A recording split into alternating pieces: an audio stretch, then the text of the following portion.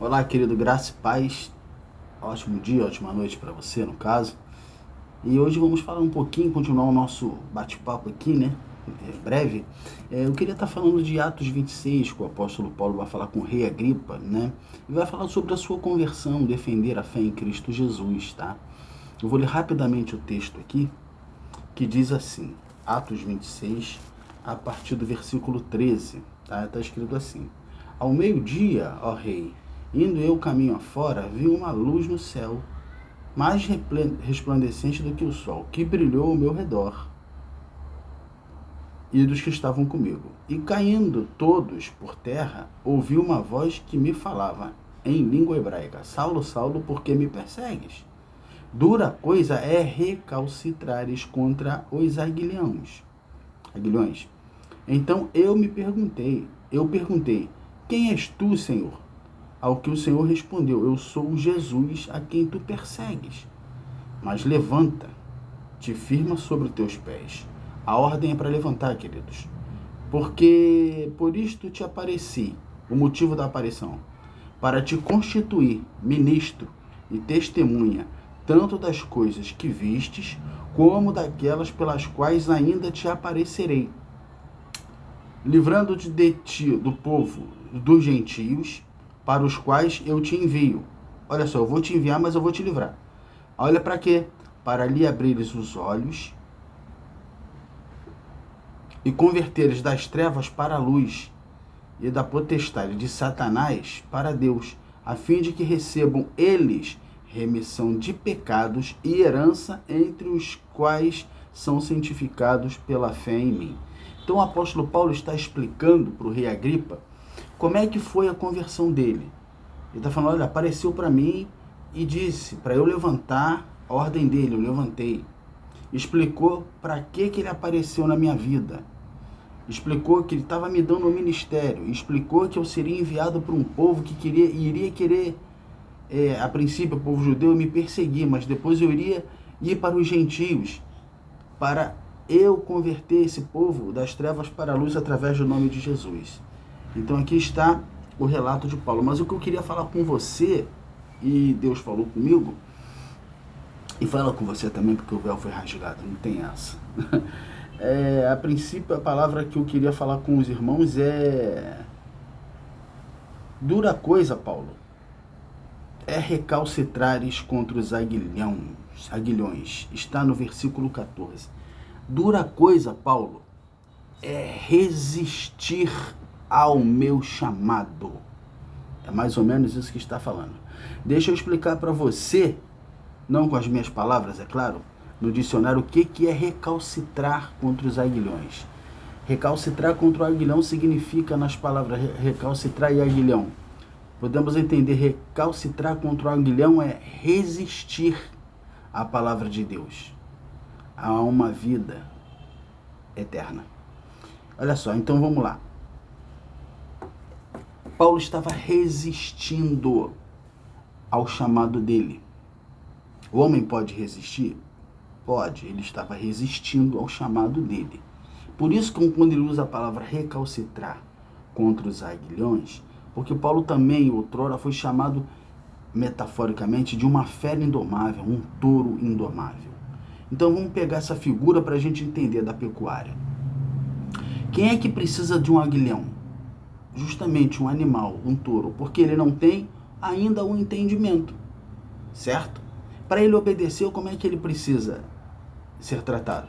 Com o aguilhão, quando você puxa, o aguilhão espeta, e ele vai para a direção na qual o seu condutor deseja, e ele vá. Porque até então ele sozinho não quer ir. É mais ou menos o que está acontecendo com Paulo. Paulo estava resistindo à graça de Deus o tempo todo. Alessandro, como assim? Você lembra que ele saía para matar crente? E conforme ele consentia na morte e matava os crentes, ele sempre observava que ninguém negava a Jesus. Duas coisas podiam parar na cabeça do apóstolo.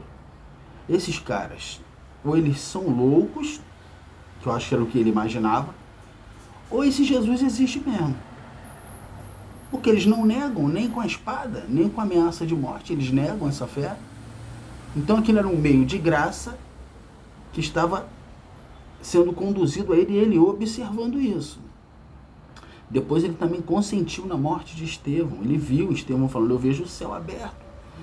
Eu homem à direita de Deus, o Senhor recebe meu espírito. E ele está vendo aquilo tudo. Outro meio de graça para ser chamado. Mas ele resistiu a tudo isso. Precisou o quê? O próprio Jesus ressurreto entrar em cena e pegar ele literalmente pelo pescoço. O texto está dizendo isso. Eu saí para uma direção para fazer algo e no meio do caminho, o caminho apareceu para mim, me derrubou no chão, uma luz brilhou e a minha vida mudou ali. Por isso que quando ele diz, você resiste, Paulo, até quando eu quero. Você faz força, Paulo, até quando eu deixo. Eu respeito você que vai me ouvir agora.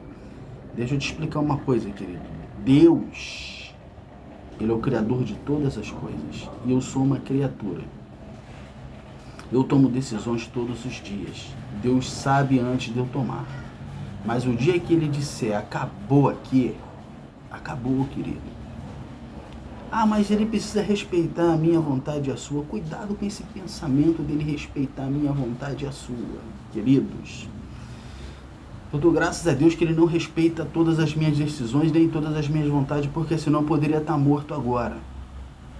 Essa aqui é a verdade. Porque eu e você tomamos decisões várias vezes erradas na vida. E tomamos caminho que parece até bom, mas no fim é morte. E ele tem cortado e dado o livramento. Eu dou graças a Deus por isso.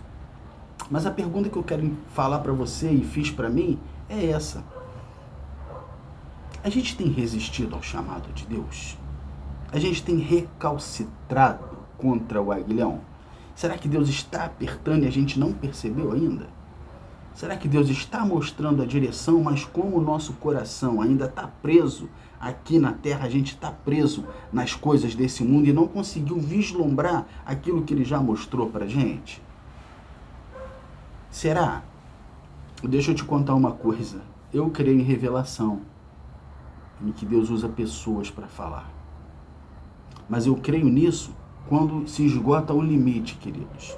Limite de quê? Deus já falou na palavra, Deus já falou no estudo, Deus já falou na leitura bíblica e a pessoa, como o apóstolo Paulo, não compreendeu, ou então está duro, não quer entender. Aí ele vai e usa alguém para falar explicitamente o que ele quer para a minha vida e para a sua. E geralmente quando ele fala, queridos, entenda bem, ele chama eu e você para serviço. Geralmente as profecias são para engrandecer você e eu. A profecia do apóstolo Paulo não foi para engrandecer ele, não. A de Jeremias também não foi para engrandecer ele, não. Foi falar, você é escolhido desde o ventre materno para isso, isso e isso. A de Eliseu, a de Elias também não foi. Era tudo para serviço. A de Moisés, para serviço. Irmãos, a profecia de Deus, quando vem para a sua vida e para mim, é para serviço dele, da obra dele. Então a pergunta que eu deixo para mim, para você, para nossa reflexão: onde nós estamos resistindo? E a segunda pergunta que eu faço para você, e já fiz para mim: ele deixa você resistir até quando ele quer. Quando ele falar acabou, ele é capaz de derrubar a gente no chão, levantar de novo e falar: é isso que eu quero. Vamos? Graça e paz, queridos. Que venhamos a ter o entendimento do Espírito Santo para aquilo que Ele quer para as nossas vidas neste tempo. Aleluias.